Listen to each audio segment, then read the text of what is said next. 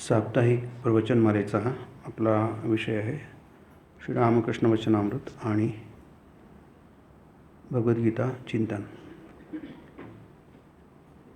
आपण गेल्या वेळी बघितलं की जेव्हा जेव्हा अधर्माचा विकास होतो, ते वाढतं आणि धर्माची ग्लानी होते, त्यावेळी भगवंत पृथ्वीवर अवतरित होतात. यदा यदा हि धर्मस्य ग्लानिर्भवति, जेव्हा जेव्हा, यदा यदा म्हणजे जेव्हा जेव्हा धर्माची ग्लानी होते, तदात्मानं सृजाम्यहम्, तेव्हा मी स्वतः प्रकट होतो. म्हणजे प्रकट होतो हे कोण प्रकट होतं? इथे म्हटलं आहे ज्ञानी निराकाराचं चिंतन करतात. निराकार परब्रह्म आहे, त्याचं चिंतन ज्ञानी करतात. त्यांना माहिती आहे की परब्रह्म हे निर्गुण निराकार असतं. याचं कारण ते अव्यय आणि अविनाशी असतं. त्याला आवाज घुमतोय तो काय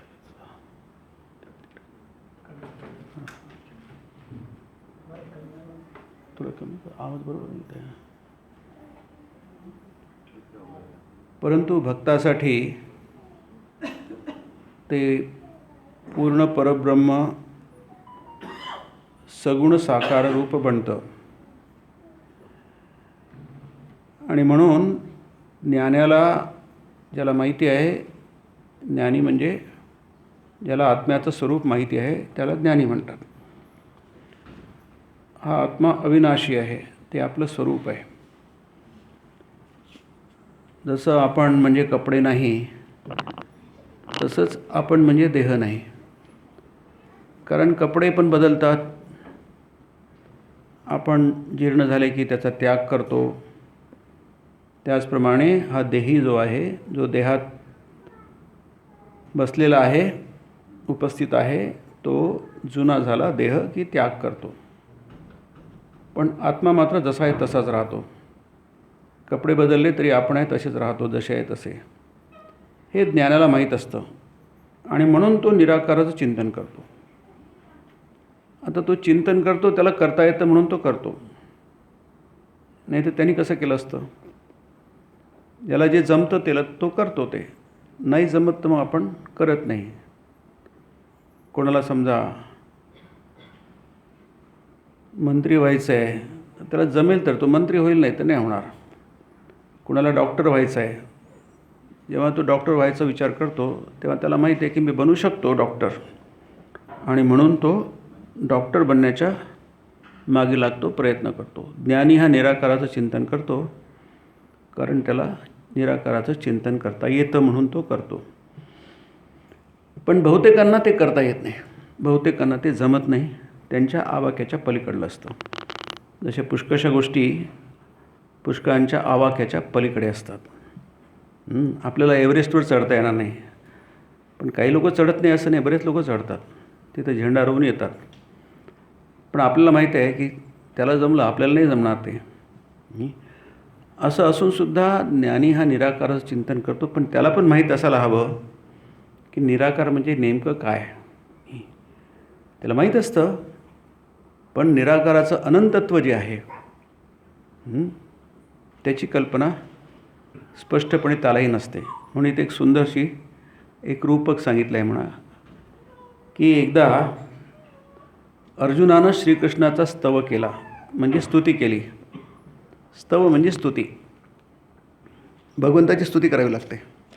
स्तुती सगळ्यांनाच आवडते, देवालाही आवडते. देवाला प्रार्थना आवडते, स्तुती आवडते, पूजा आवडते, त्याला नैवेद्य दाखवलं ते पण आवडतं. कारण काय, त्यातून कळतं देवाला की जो आपली स्तुती करतो आहे, पूजा करतो आहे, नमस्कार करतो आहे, नैवेद्य दाखवतो आहे, म्हणजे याचं माझ्यावर प्रेम आहे. देवाला ते कळतं की त्याचं माझ्यावर, भक्ताचं माझ्यावर प्रेम आहे. हा भक्त आहे, माझं भजन करतो, त्याचं मन माझ्याकडे लागलेलं आहे. अर्जुनानं स्तुती केली देवाची, कृष्णाची स्तुती केली. आणि स्तुती करताना म्हटलं कृष्णाला, तुम्ही पूर्ण ब्रह्म आहात. तुम्ही पूर्ण ब्रह्म आहात. ब्रह्म आणि पूर्ण ब्रह्म आहात. साक्षात परब्रह्म गुरुची स्तुती करताना म्हणतात की तुम्ही साक्षात परब्रह्म आहात. आता साक्षात परब्रह्म तुम्ही आहात, बरोबर आहे आणि बरोबर नाही आहे. म्हणून कृष्णाने ते स्वीकारलं, पण त्याची चूक मात्र जी आहे ते दुरुस्त केली. ती कशी केली दुरुस्त? अर्जुनाला जशा प्रकारे समजेल तशा प्रकारे दुरुस्त केली. आता अर्जुनसुद्धा थोडा तुमच्या आपच्यापेक्षा जरा बेटर आहे, तो बरा आहे. पण शेवटी काय, त्यालाही शोक झाला होता. तोही म्हणाला होता की मी युद्ध करणार नाही. विसृज्य सशरंचापम शोक संविघ्न मानसा. त्याने धनुष्य टाकून दिलं खाली आणि बाणी टाकून दिले आणि शोकाने त्याचं मन व्याकुळ झालं, पूर्ण भरून गेलं. कपाळावर हात देऊन बसला तो रथावर. न योत्से इति गोविंदम उक्त्वा तूष्णीम बभूव. हे गोविंदा, न योत्से, मी युद्ध करणार नाही. इति उक्त्वा, असं म्हणून तो काय झाला, धनुष्य गेलं, बाणे गेला आणि चुप बसला. आता काही तो तर्क करत नाही, बोलत नाही, काही नाही. म्हणजे तोही आपल्यासारखाच आहे.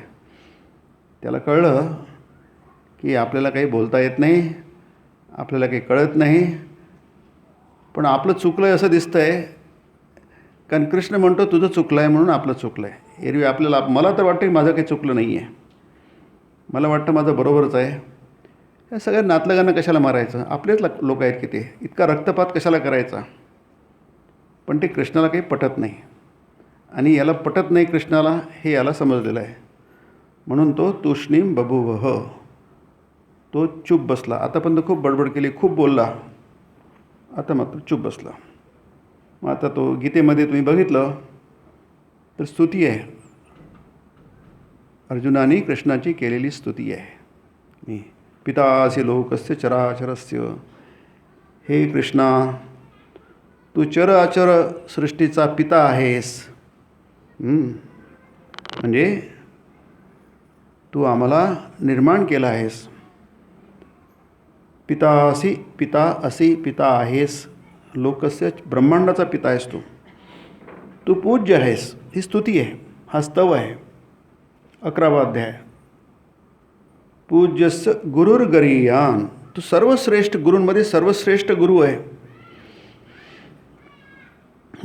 काय स्तुती सुंदर आहे. अर्जुनाने 11व्या अध्यायात केलेली स्तुती फार सुंदर आहे. गुरुर्गरीयान न त्वत् समोस्त्यभ्यधिक कुतोन्य. देवा, तुझ्यासारखा कोणी नाही. न त्वत् समः अस्ति. तुझ्यासारखा कोणीही जगात नाही आहे. कुतोन्य, तुझ्यापेक्षा दुसरा आणखी मोठा कसा असणार. तुझ्यासारखाच कोणी नाही, मग तुझ्यापेक्षा महान मोठा कोण असणार. पितासी लोकस्य चराचरस्य. ही अर्जुनाने केलेली स्तुती आहे. इतर ठिकाणी कृष्णाने आपलं स्वरूप वेगवेगळ्या प्रकारे सांगितलं आहे. इथे अर्जुन स्वतः कृष्णाची स्तुती किंवा स्तव करतो आहे. पितासी लोकस्य चराचरस्य त्वमस्य पूज्यस्य. तू पूज्य आहेस, तुझीच पूजा व्हायला पाहिजे. गुरुर्गरीया न त्वत् समोस्त्यभ्यधिक कुतोन्यो लोकत्रेप्य प्रतिम प्रभाव. खूप सुंदर स्तुती आणि बरेचसे श्लोक आहे अर्जुनाच्या तोंडी. म्हणजे कृष्णाच्या तोंडी जो उपदेश आहे भगवद्गीतेचा, त्यानंतर अर्जुनाच्या तोंडी बरेचसे श्लोक आहेत गीतेमध्ये. पहिला अध्याय सोडून द्या, पहिला अध्याय तर आणि दुसऱ्या अध्यायातले 10 श्लोक, 11व्या श्लोकापासून भगवद्गीता सुरू होते, कृष्णाचा उपदेश सुरू होतो. पण अर्जुनाच्या तोंडी बरेचसे श्लोक आहेत, बरेचसे प्रश्न आहेत. आणि नंतर 11व्या अध्यायात स्तुती आहे, स्तव आहे. म्हणजे मला जे समजत नाही असं काहीतरी आहे हे अर्जुनाला कळतं. असं जेव्हा होतं ती स्तुती केली जाते. आपल्याला आधी वाटत असते की मला काही कळतं आहे, तेव्हा आपण कोणाची काही प्रशंसा करत नाही. कारण काय आपल्याला वाटतं मी पण काय कमी आहे काय, प्रशंसा कशी करायची, इतरांची प्रशंसा करायची कशाला, स्तुती करायची कशाला, काय गरज आहे. समजा आपण जेवायला बसलो आणि पदार्थ फार छान झाले आहे, आता स्तुती करायला पाहिजे, किंवा अमुक भाजी फार छान झाली, आमटी तर खूपच सुंदर झाली, असं काहीतरी ठेचा तर विचारूच नका की नाही, अशी काहीतरी स्तुती करायला पाहिजे आपण. पण केली तर काय होईल आहे, पण त्याच्यापेक्षा आपल्याला चांगलं करता येते की, मलाही आमटी चांगली करता येते, पुरणाची पोळी याच्यापेक्षा छान करतो की नाही, मग स्तुती करायची कशाला. पण जेव्हा कळतं की नाही मला काय येतं, याच्यात काहीतरी वेगळेपण आहे, आणखी चांगलं झालं आहे, म्हणून अर्जुनाला इथे कळलेलं आहे की मी जितका समजतो त्याच्यापेक्षा कितीतरी पटींनी हे कृष्णाचं स्वरूप आहे. म्हणून तो स्तुती करतो की तुम्ही पूर्ण ब्रह्म आहात. आता कृष्ण त्यावर काय म्हणतो आहे, मजेदार आहे. आता त्यांनी स्वतःच म्हटलं आहे मी पूर्ण ब्रह्म आहे म्हणून, बऱ्याच ठिकाणी म्हटलं आहे गीतेमध्ये, पण इथे तो स्वीकारत नाही. कारण काय, पूर्ण ब्रह्म म्हणजे काय, एक तान्यहम वेत्थ सर्वाणी, अर्जुना मला सगळं समजलेलं आहे, न त्वम वेत्थ परंत, पण तुला काही कळत नाही. मी जेव्हा म्हणतो मी पूर्ण ब्रह्म आहे ते ठीक आहे, तू म्हणतो तेव्हा ठीक नाही आहे, कारण तुला माहीत नाही आहे, नुसतंच बोलतो आहे तू. म्हणून त्याची चूक दुरुस्त करण्यासाठी ते काय म्हणतात, इकडे ये. त्याला एका जागी घेऊन गेले, एक झाड होतं आणि तिथे त्याला म्हटलं, हां तुला काय दिसतं इथे, काय दिसतं आहे, झाड दिसतं आहे. अर्जुन म्हणाला एक भलं मोठं झाड दिसतं आहे मला, एवढं ठीक आहे, बरं. आणि त्याला आणखी काय दिसतं आहे, त्याला घोसच्या घोस जांभळासारखी काळी फळं लागलेली आहेत. घोस जसे द्राक्षाचे घोस असतात ना, वेलीला लागतात घोसच्या घोस, तसं अर्जुन म्हणतो कृष्णाला की देवा मला या भल्या मोठ्या झाडावर काळ्या फळांची घोसची घोस लागलेली आहे. आता त्याला काही कळत नाही काय आहे प्रकार, तो घोस दिसतात पण ती फळं काय त्याला कळत नाही आहे. म्हणून तो म्हणतो की जांभळासारखी काळी, जांभळं असतात, आतून जांभळाचा रंग असतो, वरतून काळा रंग असतो, तुम्ही खाल्ली आहे जांभळाची फळं. तर कृष्ण म्हणाले अच्छा तू दुरून बघतोय, जर जवळ जाऊन बघ, आणखी जरा जवळ येऊन बघ पाहू. दुरून जरा वेगळं दिसतं, जवळून वेगळं दिसतं. तर तो म्हणतात जवळ येऊन बघ बरं जरा, आणखी जरा जवळ येऊन बघ पाहू. बघ आता मी तुला दाखवतो, म्हणजे मी तुला सांगतो काय ते. बघ ते गुच्छ काळ्या फळांचे नव्हेत, तुला जे दिसतंय ना ते काळ्या फळांचे गुच्छ नव्हेत, तर काय आहे, फार सुंदर आहे बघा. म्हणजे आपल्याला समजेल ब्रह्म म्हणजे काय. ब्रह्माची अनंताची तुम्ही जेवढी धारणा कराल, आपल्याला वाटतं कशाला करायचं, त्याचं काय महत्त्व आहे इथे सांगतात. ते गुच्छ काळ्या फळांचे नव्हेत, माझ्यासारख्या असंख्य कृष्णाचे घोषच्या घोष लोंबत आहेत तिथे. याला म्हणतात आनंद, ज्याची तुम्हाला कल्पनाच करता येणार नाही. असे किती अनंत कृष्ण आहेत, कारण अनंताची कल्पनाच ती आहे की त्याला अंत नाही, त्याला अनंत म्हणतात. आपलं मन हे नेहमी इथेच घुटमळत असतं. त्यामुळे आपण गेल्या वेळी बघितलं प्रपंच म्हणजे काय, मर्यादित सीमित, त्याला प्रपंच म्हणतात. आणि असीम अनंत म्हणजे काय, ते ब्रह्म आहे, त्याला ब्रह्म म्हटलं जातं. सर्व मर्यादांच्या पलीकडे, सर्व सीमांच्या पलीकडे त्याला म्हणतात अनंत.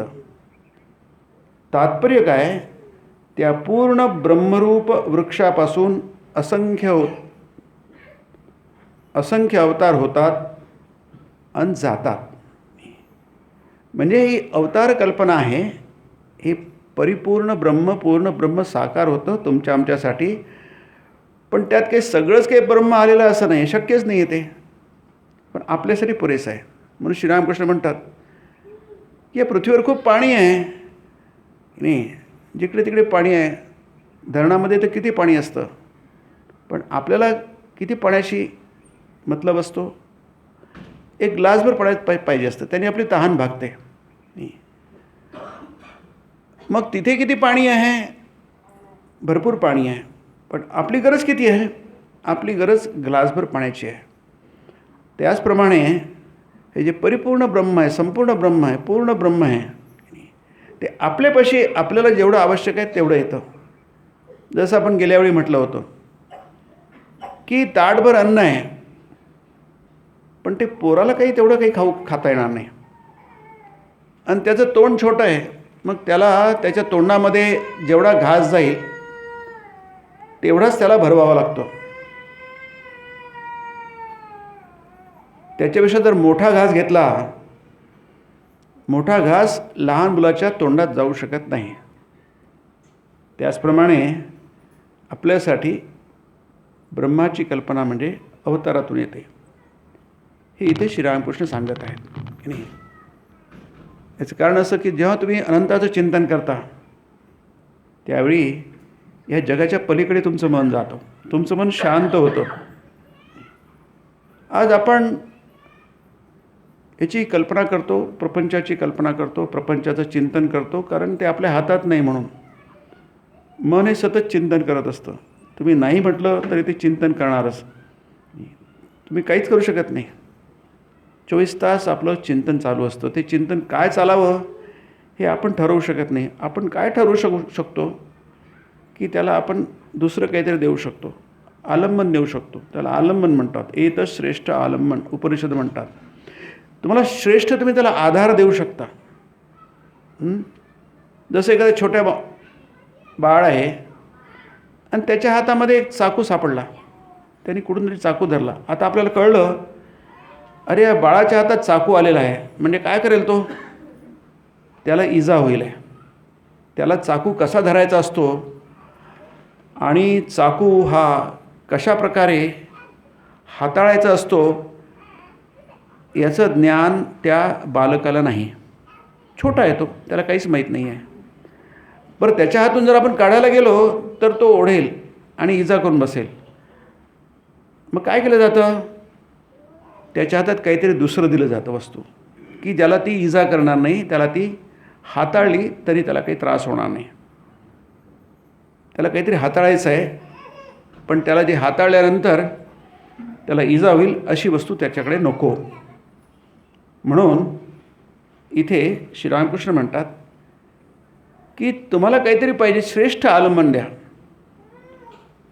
आपण निराकाराचं चिंतन केलं काही. आपण ध्यान म्हणजे काय आहे, ध्यान म्हणजे चिंतन. एखादी वस्तू धरायची आणि त्याच्यावर पूर्णपणे मन एकाग्रता, धारणा, ध्यान, प्रत्याहार, धारणा आणि ध्यान. प्रत्याहार म्हणजे सगळीकडनं मन काढून घ्यायचं, एका वस्तूवर धारणा करायची आणि तिथेच ते मन टिकवून ठेवायचं. प्रत्याहार, धारणा, नंतर मग समाधी आहे. समाधी केली जात नसते, ती होते. अगदी ध्यानसुद्धा केलं जात नसतं, ते होतं. सगळ्या गोष्टी ठीक असल्या की ध्यान आपोआप जमतं, आणि ते नसलं की ध्यान जमत नाही, चिंतन जमत नाही, जप जमत नाही. याचं कारण काय, आवश्यक असणाऱ्या गोष्टी तिथे नाहीत. म्हणून हा जो कबीरदासजी होते, फार मोठे संत होऊन गेले, त्यांचं नाव सगळ्यांनाच माहिती आहे. एक कबीरदास, त्यांचा ओढा म्हणजे स्वाभाविक ओढा हा निराकाराकडे होता. म्हणून कबीरपंथी जे असतात त्यांना कबीरपंथी म्हणतात. कबीरपंथी, नानकपंथी, आपल्याकडे बरेच पंथ आहे भारतामध्ये. म्हणजे आपल्या वैदिक सनातन धर्माला धरून असणारे असे बरेच पंथ आहेत. प्रत्येक संताचा एक एक पंथ असतो. जसं भागवत पंथ म्हणजे काय, हा कृष्णाचा पंथ आहे. कृष्णाने प्रवर्तित केलेला पंथ आहे, म्हणून कृष्णाची पूजा होते, पांडुरंगाची पूजा होते. भागवत त्याची पूजा होते. तो या पंथाचा काय आहे, इष्ट आहे. इष्ट म्हणजे काय, इष्ट म्हणजे आपण निवडलेलं आहे, निवडलेलं दैवत, त्याला इष्ट म्हणतात. भागवत पंथांनी निवडलेलं दैवत कोणतं आहे, पांडुरंग आहे. शैव असतात, त्यांनी निवडलेलं दैवत कोणतं आहे, शिव आहे. आपल्या उपासनेसाठी आपल्याला एक दैवत निवडावं लागतं, आणि त्या दैवताची उपासना करता करता त्याच्यावर प्रेम बसतं, आणि ते दैवत आपल्याला काय करतं, ज्ञान देतं. म्हणजे सगळी दैवतही गुरु असतात. आपल्याला गुरूंकडनं ज्ञान मिळतं. सगळे दैवत गुरुरूप असतात जर आपल्याला मुक्ती हवी असेल तर. म्हणून कबीरदासाचा स्वाभाविक ओढा निराकाराकडे होता.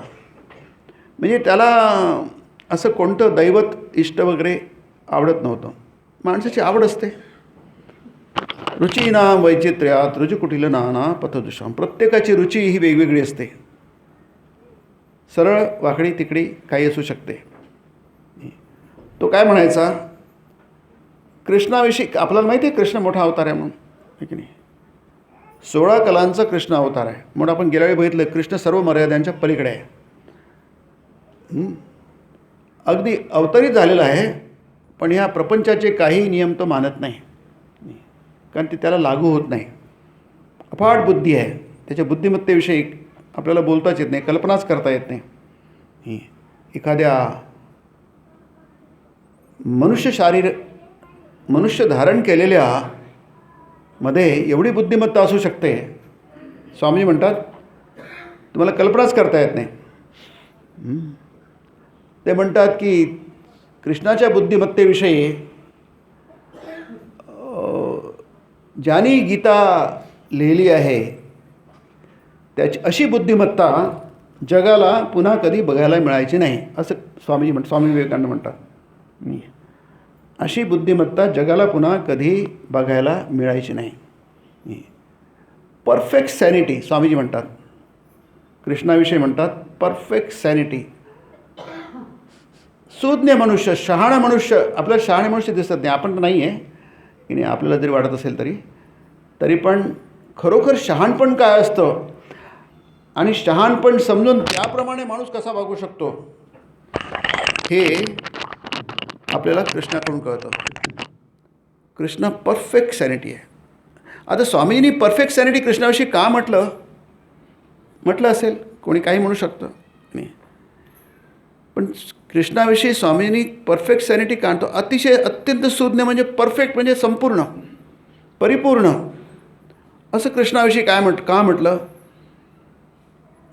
कारण काय, आपल्याला तुलनेने कोणत्या गोष्टी कळतात, नाहीतर कळत नाही. तरतम जे असतं ना त्यांनी कळतं. सूर्याचा प्रकाश, चंद्राचा प्रकाश, अग्नीचा प्रकाश, चंद्राचा आपल्या पंटीचा प्रकाश, काजव्याचा प्रकाश, हे सगळे प्रकाशच असतात.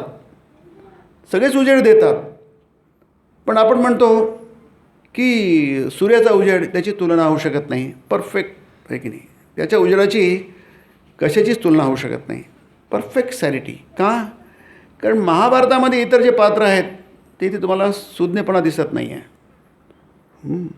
तो सुज्ञपणा तो कृष्णामध्ये आहे, परफेक्ट आहे. त्याच्या 5-10% सुद्धा सुज्ञपणा आपल्याला महाभारतातल्या इतर पात्रांमध्ये दिसत नाही. म्हणून स्वामीजींनी कदाचित, हा माझं इंटरप्रिटेशन आहे, माझं विश्लेषण आहे, म्हणून स्वामीजींनी म्हटलं असेल की परफेक्ट सॅनिटी, परिपूर्ण सुज्ञता. म्हणजे त्याला बघून आपण सुज्ञता म्हणजे काय, शहाणपण म्हणजे काय आणि शहाणपणाने वागणं म्हणजे काय हे आपण ठरवू शकतो. नाहीतर आपण जे वागतो, आपण जे विचार करतो, की जे आपल्या ज्या कल्पना आहेत त्याचबरोबर आहे असं आपण म्हणू शकू. म्हणून इथे अशा कृष्णाविषयी कबीरदासजी म्हणतात. ते काय म्हणतात, कृष्णाविषयी बोलताना कबीरदास म्हणे असं श्रीरामकृष्ण इथे म्हणतात आहे की त्याची कसली भक्ती करू कपाळाची. कृष्णाची कसली भक्ती करायची कपाळाची. आपण म्हणतो ना काय कपाळ त्याला, म्हणजे एक विचार करण्यासारखी गोष्ट नाही आहे. गवळ्याच्या पोरी टाळ्या पिटत नेहा माकडासारखा नाचे असं कृष्णाविषयी म्हणतात. नाही आपण नाही म्हणू, कबीरदासजी म्हणू शकतात की नाही. कबीरदासजी काय म्हणतात, कृष्ण हा गवळ्याच्या पोरी टाळ्या पिटत म्हणजे वृंदावनामध्ये किंवा गोकुळामध्ये, आणि हा माकडासारखा नाचे की नाही. कृष्ण माकडासारखा नाचे की नाही. सगळे हसतात. पण श्रीरामकृष्ण काय म्हणतात, मी दोन्ही स्वीकारलं आहे. अर्थात कबीरदासची आपण काही त्याची कॉमेंट नाही करत, बोलत नाही आहे. त्याला निराकारातून तो फटकळ होता की नाही. जे आहे ते सांगायचं. याचा तो भक्त नव्हता असं नाही. भजो रे भैया राम गोविंद हरी आहे की नाही. त्याचं भजन फार सुंदर आहे.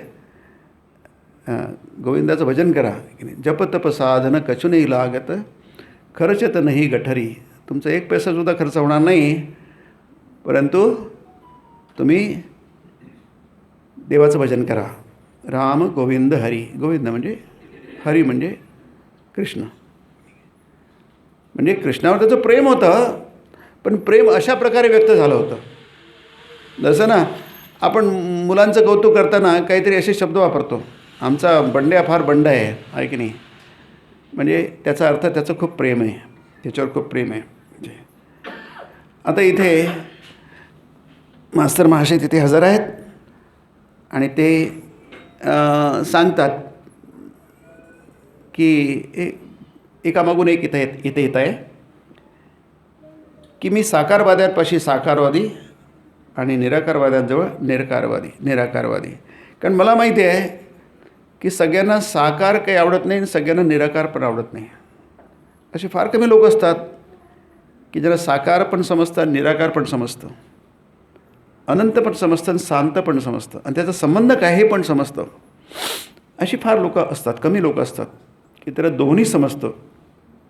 नाहीतर लोक एकांगी असतात, ज्यांना निराकारवादी आहे त्यांना साकारवाद जमत नाही आणि जे साकारवादी आहे त्यांना निराकारवाद नको असतो. जसं एका ठिकाणी श्रीरामकृष्ण म्हणतात, गोकुळातला कृष्ण आहे, वृंदावनातला कृष्ण आहे, त्याची पूजा कोण करतात? वृंदावनातले लोक करतात.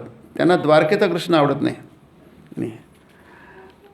त्यांना वाटते द्वारकेचा कृष्ण हा वेगळा आहे. जसं वृंदावनातला कृष्ण बासरी वाजवतो, गोपीजन वल्लभ आहे तो, त्याचं सर्व बालपण त्या गोकुळात गेलं, वृंदावनात गेलं आणि नंतर तो द्वारकेत गेला. का गेला ही मोठी कथा आहे. कारण त्याला जेव्हा कळलं की जोपर्यंत आपण मथुरेत आहो तोपर्यंत जरासंधाच्या स्वाऱ्या काही थांबणार नाही. 17 स्वाऱ्या केल्या त्यांनी. सारखं स्वाऱ्या होतात, खूप नुकसान होत आहे. कशामुळे होत आहे? माझ्यामुळे होत आहे. मी जोपर्यंत मथुरेत आहे तोपर्यंत हल्ले काही थांबणार नाही. म्हणून त्यांनी निर्णय घेतला की माझ्यासाठी इतरांना त्रास व्हायला नको. आणि आत्मार्थम पृथ्वी त्यजेत. आणि माझ्या इतरांच्या भल्यासाठी मला जर काही त्याग करावा लागत असेल तर जरूर करायला पाहिजे. आणि आत्मकल्याणासाठी साऱ्या जगाचा त्याग करायला पाहिजे. कारण मोठी गोष्ट मिळत असेल तर छोटी गोष्ट सोडायला पाहिजे. माझ्यामुळे इतरांना त्रास होत आहे आणि म्हणून कृष्णाने मथुरेचा त्याग केला आणि मग त्यांनी द्वारका नगरी स्थापन केली. असा हा कृष्ण तो काय होता? अद्भुत चरित्रवान होता. प्रत्येक गोष्ट त्याची अद्भुत होती, जगावेगळी होती, युनिक होती. आणि असूनसुद्धा ती निर्दोष होती. इतरांनी केली तर दोषपूर्ण होईल आहे, पण कृष्णाच्या सगळ्या गोष्टी निर्दोष होत्या. आणि त्यामुळे त्याचं कृष्णाला समजणं फार कठीण आहे. मोठमोठ्या लोकांनी म्हटलं आहे कृष्णाला समजणं फार कठीण आहे. कठीण नाही आहे, आपल्याला ते समजलेलं नाही आहे, तो विषय समजलेला नाही आहे. कारण तो ब्रह्मचिंतक होता, सर्वज्ञ होता. आणि सर्वज्ञ लोकांच्या त्यांचं ते समजत नाही, सामान्य माणसाला समजत नाही. असो, इथे मास्तर महाशय म्हणतात की ज्याच्या गोष्टी चालल्या आहेत तो ईश्वर जसा अनंत, आपणही तसेच अनंत, आपलाही अंत लागत नाही. मास्तर महाशय रामकृष्णांविषयी म्हणतात आहे, ईश्वर अनंत आहे माहिती आहे आपल्याला की नाही. कारण त्याचं स्वरूप आपण आपल्या मनाने आकळू शकत नाही. आता मास्तर महाशय श्रीरामकृष्णांच्या संपर्कात बऱ्याच काळापासून आहेत. आणि आपण जेव्हा बऱ्याच काळापासून कोणाच्या संपर्कात असतो तेव्हा आपल्याला हळूहळू त्या माणसाविषयी समजायला लागतं. सुरुवातीला आपल्याला समजत नाही. हळूहळू आपण एक कोणाही व्यक्तीविषयी एक आपली समजूत करून घेतो की हा व्यक्ती असा आहे. सुरुवातीला कमी असतं, नंतर असतं, हळूहळू. तर मैत्री तशीच असते ना. मैत्री हळूहळू पक्की होत जाते. कोणतेही संबंध हे पक्के होत जातात. कारण जसजसं आपल्याला कळतं तसतसं होतं. आता मास्तर महाशय श्रीरामकृष्णांच्या सान्निध्यात बऱ्याच काळ, ते 3-4 वर्ष झालेली आहेत. आता ते श्रीरामकृष्णांना काय समजतात, ते म्हणतात जसा ईश्वर अनंत आहे, ईश्वराला समजू शकत नाही आपण, माणूस समजू शकत नाही. कसं समजणार? त्याची बुद्धी मर्यादित आहे, त्याच्यामुळे त्याला समजू शकत नाही ईश्वराचं स्वरूप. तसंच तुम्हीसुद्धा अनंत आहात. ईश्वर जसा अनंत, आपणही तसेच अनंत. आपलाही अंत लागत नाही. श्रीरामकृष्ण हसतात आणि म्हणतात, तुम्हाला कळून आलेसे दिसते. हे कळणं फार कठीण आहे.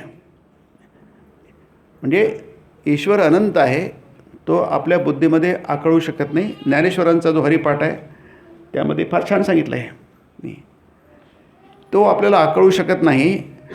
जी गोष्ट आपल्याला आकळू शकत नाही त्याचा विचार करू नका, गरज नाही. आपलं समजणारच नाही एरवी, मग कशाला विचार करा? त्यासाठी तो आकळत नाही असं म्हटलेलं नाही आहे. आकळत नाही, तुम्ही त्याचं चिंतन करा.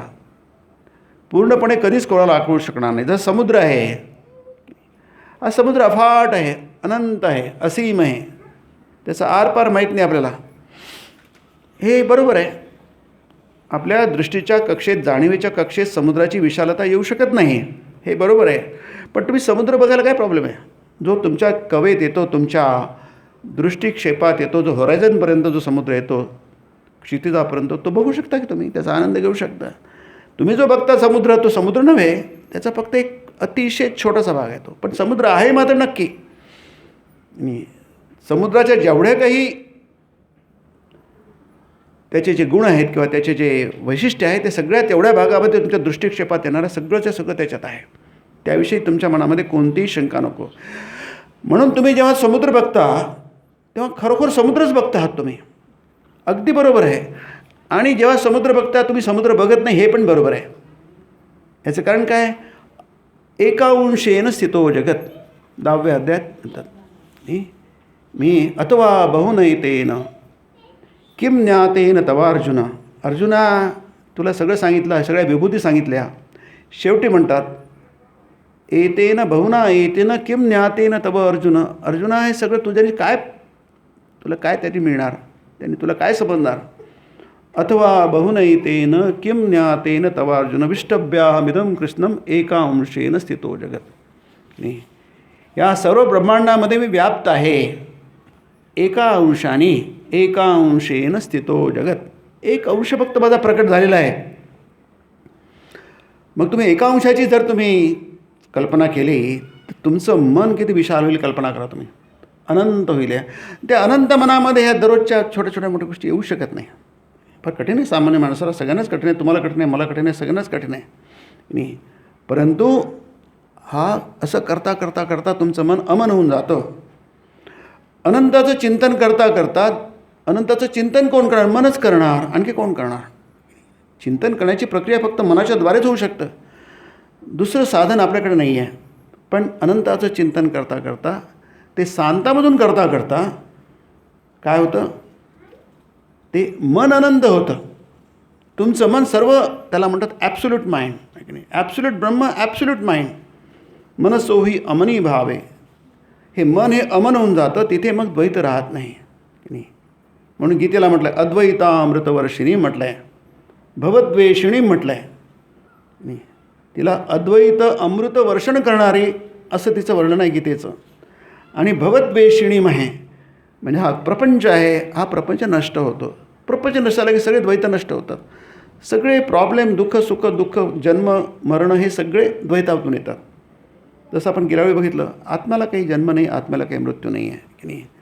आपण कधी मेलेलोच नाही आहे, मग आपला जन्म कसा होणार? आपला जन्मच झालेला नाही तर पण मरणार कसे? म्हणून शुकदेवाला सांगितलं, शुकदेवानी परीक्षिताला सांगितलं, परीक्षित मी आता जातो, तुला भागवत सांगितलं म्हणजे कृष्णाचं सगळं महात्म्य सांगितलं, आता मी जातो, पण लक्षात ठेव तुला मरण नाही आहे, तू मरणार नाहीस आहे. का मरणार नाहीस? आता त्याला तर शाप आलेला आहे. तक्षक नावाचा राजा, नाग, महानाग त्याला चावणार आणि तो मरणार. हा शाप आहे त्याला 7 दिवसाच्या आतमध्ये. शुकदेव सांगतात तू मरणार नाहीस. का मरणार नाहीस? कारण तुला समजलं आहे की तुझा जन्म झालेला नाही आहे. ज्याचा जन्म होतो तो मरतो. ज्याचा जन्मच झालेला नाही तो मरणार कसा? जर आपल्याला कळलं की आपला जन्मच झालेला नाही, मग आपण मरणार कसे? आपल्याला मृत्यू नाही. आत्म्याला न जायते न म्रियते वा कदाचित. न जायते, जात जन्म. ज्याला जन्म नाही आहे त्याला मृत्यू कुठला? न म्रियते, नाही, त्याला मृत्यू नाही आहे, त्याला जन्म नाही आहे. हे आपलं स्वरूप आहे की नाही. याचं चिंतन करणं याला म्हणतात आत्मचिंतन, ब्रह्मचिंतन, अनंताचं चिंतन आहे. आणि त्यामुळे की हे सगळं करण्यासाठी म्हणजे हे जर कळलं, किती अवघड असलं, जसं मी म्हटलं की समुद्राची विशालता असीमता समजणं फार कठीण आहे. माणसाच्या बुद्धीच्या कक्षेच्या पलीकडली गोष्ट आहे ती. म्हणूनच लोक धर्माकडे, अध्यात्माकडे वळत नाहीत, तत्त्वज्ञानाकडे वळत नाही. ते म्हणत जाऊ दे, आपल्यासाठी नाही हे सगळं, आपल्यासाठी नाही आहे. कारण आपलं मन हे एवढंच आहे. आपलं मन फक्त हे एवढंच चिंतन करू शकतं. जे दिसतं त्याचं चिंतन करू शकतो, जे ऐकतो त्याचं चिंतन करू शकतो. दिसत नाही, ऐकू येत नाही, त्याच्या पलीकडलं चिंतन करणं आपल्यापक्षी अशक्य आहे. कठीण नाही आहे, अशक्य आहे की नाही. त्याला वाटतं हे शक्य आहे, ते अशक्य आहे. अगदी बरोबर आहे, पण चूक आहे. का चूक आहे? की तुम्हाला सगळंच कळत नाही असं नाही, काही गोष्टी कळू शकतात. त्याचं चिंतन तुम्ही का करू शकत नाही? जेवढं प्रकट झालेलं आहे ब्रह्म, त्याचं तुम्ही चिंतन करू शकता. परित्राणाय साधूनां विनाशाय च दुष्कृतां धर्मसंस्थापनार्थाय संभवामि युगे युगे. युगी युगी मी प्रकट होत असतो, ते तुम्ही बघू शकता. तुम्हाला परब्रह्म दिसत नाही, पण परब्रह्म अवतरलेलं तुम्हाला दिसतं मनुष्य रूपामध्ये. मग मनुष्य रूपामध्ये ते पण तुम्हाला कळत नाही, मग मूर्तीमध्ये प्रकट झालेलं ते कळू शकतं. म्हणजे काय? जी मूर्ती आहे तो विग्रह आहे, ती मूर्ती नाही आहे. कोणाचा पुतळा आपण याच्यावर ठेवतो चबुतऱ्यावर, चौकामध्ये, ती मूर्ती असते, तो विग्रह नसतो. ती मूर्ती आहे, ती विग्रह नाही आहे. विग्रह म्हणजे त्याच्या मागे सगुण साकार परब्रह्म आहे, ते प्रत्यक्ष ब्रह्म आहे. आणि त्याच्या मागे निर्गुण निराकार ब्रह्म आहे. त्यामुळे आपण जेव्हा नमस्कार करतो तेव्हा त्या निर्गुण परब्रह्माला नमस्कार करतो की नाही. मनमना भव मद्भक्तो भव अर्जुना, म्हणून तू माझं मन माझ्यात ठेवणार असा हो, मद्भक्त हो, मग तुझं माझ्यावर प्रेम होईल आहे, माझा भक्त होशील तू. मद्याजी, माझं पूजन कर, यजन कर. कशाला यजन करायचं? कारण माझं यजन होते, दुसऱ्या कोणाचं नाही. माम नमस्करू, मला नमस्कार कर. हे भगवंताला नमस्कार करणं ही साधी गोष्ट नाही आहे. आपण नमस्कार करतो विग्रहाला, मूर्तीला, म्हणायला हरकत नाही, पण तो नमस्कार असतो मूर्तीच्या माध्यमातून त्या अवताराला, आणि अवताराच्या माध्यमातून पूर्ण परब्रह्माला. तिन्ही गोष्टी एकत्र एकाच वेळी घडतात, सायमल्टेनियसली. एक समयावच्छेदे करून म्हणतात, एकाच वेळी घडतात तिन्ही गोष्टी. म्हणून वैदिक धर्मामध्ये याला इतकं महत्त्व आहे, या गोष्टीला खूप महत्त्व आहे. मूर्तीपूजा ही फार महत्त्वाची, कारण मूर्तीची पूजा नसतेच, ती परब्रह्माची पूजा असते. आणि त्यामुळे तिला श्रीरामकृष्ण म्हणतात की, किंवा गीता म्हणते, मद्याजी माम नमस्कुरु मामे वैश्यसी युक्तैवम आत्मानं मत्परायण. अशा प्रकारे जो मतपरायण झालेला तू मामेव एष्यसी, तू मलाच येऊन मिळशील, मलाच प्राप्त होशील, माझ्याशी तू एक रूप. इतकं मोठं फळ आहे बघा. मला नमस्कार केला, माझं पूजन केलं, जे आपण आज करतो आहे. आज दरवर्षी आपण इथे करतो, श्रीरामकृष्ण जयंती साजरी करतो की नाही. त्याचं इतकं महत्त्व आहे. परवा आश्रमात केलं, आता आपण इथे करतो आहे. त्याचं इतकं महत्त्व आहे बघा. मनमना भव मद्भक्तो, तू माझ्यात माझं मन असणार असा हो. तुला तुझं मन नाही आहे, माझं मन तुला रघुपती मती माझी आपुलेशी करावी. हे रघुपती, माझी मती ही तू आपलीशी कर, माझ्याकडे ठेवू नको. माझ्याकडे ठेवले की तुला माहिती आहे मला खूप प्रॉब्लेम्स आहे, तुझ्याकडे ठेवली तर मग मला काही प्रॉब्लेम. जसं आपण आपली हे असतं, मूल्यवान वस्तू असतात, आपल्या बँकेट वॉल्टमध्ये ठेवून देतो, कारण तिथे सुरक्षित असतात. माझ्याकडे माझं मन, माझी बुद्धी सुरक्षित नाही आहे. पण जेव्हा तुझ्याकडे राहील, मला माहिती आहे, रघुपती मती माझी आपुलीशी करावी, सकळ तेजुनी भावे कास तुझी धरावे. असं कर देवा की माझ्या मनातून सगळा प्रपंच निघून जाईल आणि फक्त तूच माझ्या मनात राहशील. मामे वैश्यसी युक्तैवम आत्मानं मत्परायणाः. तू असं केलंस तर मलाच येऊन मिळशील. कारण काय, शेवटी जेवढ्या काही साकार गोष्टी असतात त्या सगळ्या संपतात. की नाही. को गथा अयोध्या, को गथा अयोध्या आपली मथुरा. ती मथुरा कुठे गेली, ती द्वारका कुठे गेली, ती अयोध्या कुठे गेली, काही शिल्लक नाही राहिलं. कालो जगद्भक्षक. हा काळ जो आहे ना, त्याला महाकाळ, हा सगळ्या जगाला भक्षण करून टाकतो. काही शिल्लक राहत नाही. हजारो कोट्यावधी वर्ष झाले, लाखो वर्ष झाले, काही शिल्लक राहिलं नाही. कारण काय, ते आकारवान आहे, ते नष्ट होणार. पण सगळं नष्ट होऊनसुद्धा काही नष्ट होत नाही, ते म्हणजे पूर्ण ब्रह्म. म्हणून माणसाने त्या ब्रह्माचं चिंतन करावं. आणि जे आहे, जे आकारवान प्रपंच आहे, हा तुम्ही किती धरून ठेवा. जसं आपण हातात पाणी धरून ठेवलं, मुठीमध्ये किती आपण पक्क पकडून ठेवलं, तर ते पाणी आपण काही धरू शकत नाही. आपल्या बोटांच्या छिद्रातून ते निघूनच जाणार. तशा जगाला तुम्ही किती जगून धरलं विविध प्रकारे, ते कधी तुम्हाला धरून ठेवता येणार नाही. हे जग आपल्या पद्धतीने वागेल, तुमच्या पद्धतीने वागणार नाही. याला शाश्वतता नाही आहे. हे जग शाश्वत नाही. जगातली कोणतीच गोष्ट शाश्वत नाही. स्वामीजी म्हणतात, शेवटी माणसाला कळून येतं की प्रेमसुद्धा शाश्वत नाही. तेव्हा त्याचे डोळे उघडतात आणि मग तो म्हणतो, अरे जग किती पोकळ आहे, किती स्वप्नवत आहे. याला म्हणतात ब्रह्मचिंतन. हळू माणसाला कळतं. ते कठीण आहे, म्हणून अवताराचं चिंतन करा. तेही कठीण आहे, त्याची पूजा करा. आणि मध्याजी माम नमस्कुरू. देवाला नमस्कार करा, देवाचं नाव घ्या, देवाचा जप करा, देवाचं ध्यान करा. जसं जमतं तसं. देवालाही माहीत आहे की किती जमतं आणि किती जमत नाही. पण जमत नाही म्हणून करू नका असं आपल्याला सांगितलं जात नाही. वैदिक धर्म सांगतो तुम्हाला पुष्कळ गोष्टी जमू शकतात, सगळ्या गोष्टी जमू शकत नाहीत. काही लोकांना खूप गोष्टी जमतात. तुकाराम महाराजांना खूप गोष्टी जमल्या, ज्ञानेश्वर महाराजांना खूप गोष्टी जमल्या, म्हणून ते महान होते, जगद्गुरू होते. आपल्याला जमत नाही, पण आपल्याला काही जमत नाही असं नाही आहे. आपल्याला पुष्कळशा गोष्टी जमतात आणि त्या आवर्जून मात्र करायला पाहिजे. म्हणून आपल्याला संपूर्ण समुद्र दिसत नाही. मी समुद्राचं उदाहरण दिलं. जे दिसतं ते फारच थोडं दिसतं आहे, पण त्यांनी काय बिघडलं आहे. तुम्ही समुद्र बघितलं. मी मुंबईला होतो बरंच. आता आमची बरीच बसायला बदली होते. मुंबईला गेल्यानंतर म्हटलं आधी काय करायचं, आधी समुद्र बघून घ्यायचा.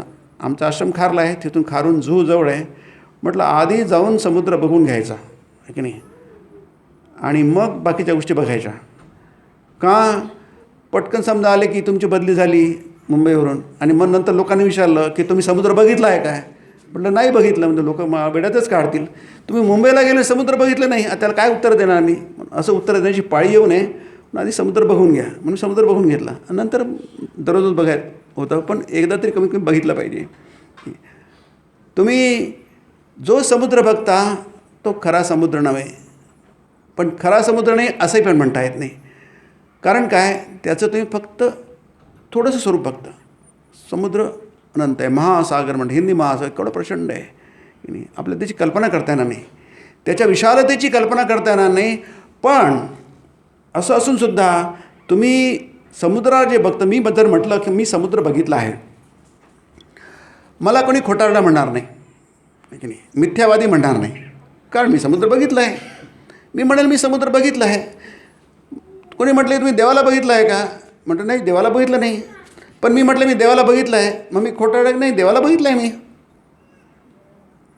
नाही, स्वामीजींनी श्रीरामकृष्ण विचारलं तुम्ही देव बघितला आहे का, कोणी बघितला आहे मी देव. म्हणजे आपण म्हणून आपण देवाला बघितलं आहे काय, आपण नाही बघितला, आपलं उत्तर बरोबर आहे. आणि बघितला काय, ते उत्तर बरोबर आहे. कारण काय, कारण देव म्हणजे काय, फक्त ती काल्पनिक गोष्ट नाही आहे, ती फक्त कल्पनेतली गोष्ट नाही आहे, तर ती कल्पनेच्या बाहेरची गोष्ट आहे, पण ती प्रत्यक्षपणे आहे की नाही, तुमच्या आकलण्यात येण्यासारखी सुद्धा गोष्ट आहे.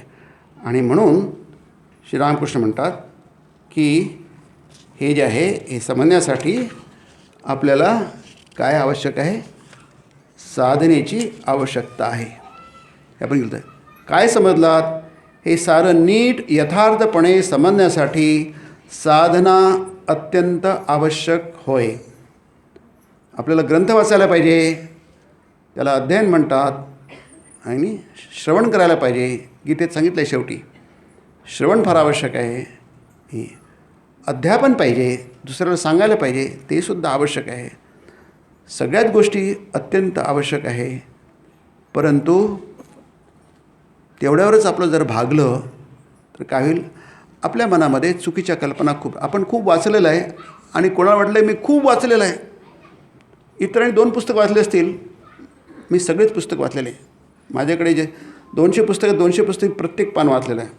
मग आपल्याला वाटतं इतरांनी कमी वाचलं, मी जास्ती वाचलेलं आहे म्हणजे मला माहिती आहे. हा भ्रम आहे की नाही. असं वाचल्याने, नुसतं ऐकल्याने किंवा नुसतं बोलल्याने ज्ञान होत नसतं. तर त्याची नीट आकळण्यासाठी साधनेची अत्यंत आवश्यकता होय. आपल्याला माहीत झालं जडजवाहीर टाळेबंद खोलीत आहे, तुम्हाला मॅनेजरकडनं किल्ली घ्यावं लागेल, उघडावं लागेल, बाहेर काढावं लागेल. तुमचंच धन आहे ते, तुमच्या हस्तगत तुम्हाला करावं लागेल आणि मग ते तुमचं होईल आहे. परहस्तगतम धनम न सा विद्या न तद्धनम.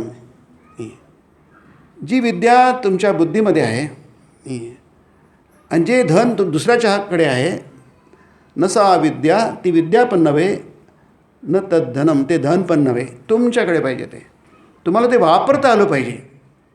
जसं कृष्ण हा ज्ञानी होता आणि त्याप्रमाणे त्याला वागता येत होतं. आणि आपल्याकडे माहिती आहे, पण त्याप्रमाणे आपल्याला वागताना मात्र आपलं काय म्हणतो त्रिधा तिरपीट उठते. आपल्याला जमत नाही ते. कृष्णाला पूर्णपणे जमलं होतं आणि म्हणून कृष्ण हा पूर्ण ज्ञानी होता. अवतारे पूर्ण ज्ञानी असतात. वेदाहम समतीतानि वर्तमानानि च अर्जुन भविष्यानि च भूतानि माम तु वेदन कश्चन. अर्जुना, मला सगळं अतीत माहीत आहे, भूतकाळ माहीत आहे, वर्तमानानि च अर्जुन, सगळं काही मला माहिती आहे. माम तु वेदन कश्चन, पण मला मात्र नीट कोणी ओळखू शकत नाही, कारण ब्रह्माला तुम्ही कसं ओळखू शकणार. त्यामुळे या सगळ्या गोष्टी करण्यासाठी आपल्याला साधना करायला हवी. आणि साधना म्हणजे काय? प्रेम. देव आपला वाटायला पाहिजे. या सगळ्या साधनांच्या माध्यमाने देव हा आपला होतो. जसं जग आपलं झालेलं आहे. जग आपल्याला परकं वाटत नाही, अगदी आपलं वाटतं. जग म्हणजे जगातले लोक, जगातल्या गोष्टी, आपलं घर दार, जे काही आपण माझं म्हणतो, ते आपल्याला परकं वाटत नाही. आपण आपल्या घरामध्ये निश्चिंतपणे शिरतो, कारण मला माहिती आहे माझं घर आहे. आपल्या खोलीत आपण शिरतो, माझी खोली आहे, आपली वस्तू मी पटकन उचलतो, माझं आहे ते. तिथं परकेपणा नसतो, आपलेपणा असतो, माझेपणा. तसा माझेपणा जेव्हा आपल्याला भगवंताविषयी वाटेल, त्याला म्हटलं आहे भक्ती. ती आहे साधनेचं फळ. अशी साधना आपण केली जेणेकरून आपलं मन भगवंतावर जळेल, आपल्या हृदयामध्ये भक्ती उत्पन्न होईल. म्हणून श्रीरामकृष्ण प्रार्थना करताना म्हणतात, आई मला शुद्ध भक्ती दे. मी ज्ञानहीन आहे, भक्तीहीन आहे, भजन पूजनहीन आहे. तुझ्याशिवाय मला कोणी नाही आहे. मला काहीही नको, मला फक्त शुद्ध भक्ती हवी, शुद्ध प्रेम हवं. असं प्रेम उपसतं. इतके संत होऊन गेले भारतामध्ये, जगामध्ये, महाराष्ट्रामध्ये. ते संत का होते? कारण ते प्रेम करत होते देवावर, म्हणून संत होते. त्यांच्याकडे काय होतं? त्यांच्याकडे पैसा बिसा नव्हता, जमीन नव्हती, जुमला नव्हता, त्यांच्याकडे भौतिक काहीच नव्हतं. काही तर अगदी अशिक्षित होते. त्यांच्याकडे काय होतं? त्यांच्याकडे निधी कोणता होता? तो म्हणजे भगवंताविषयीचं प्रेम, भक्ती. ती भक्ती असली की सगळं काही आपण साध्य केलं, कृतकृत्य झालो आपण. सबुद्धिमान कृतकृत्यश्च भारत. असं तो बुद्धिमान होतो मनुष्य आणि कृतकृत्य होतो. ओम निरंजनम नित्यमनंतरूपम भक्तानुकंपाधृतविग्रहं वै ईशावतारं परमेशमीड्यं तं रामकृष्णं शिरसा नमामि.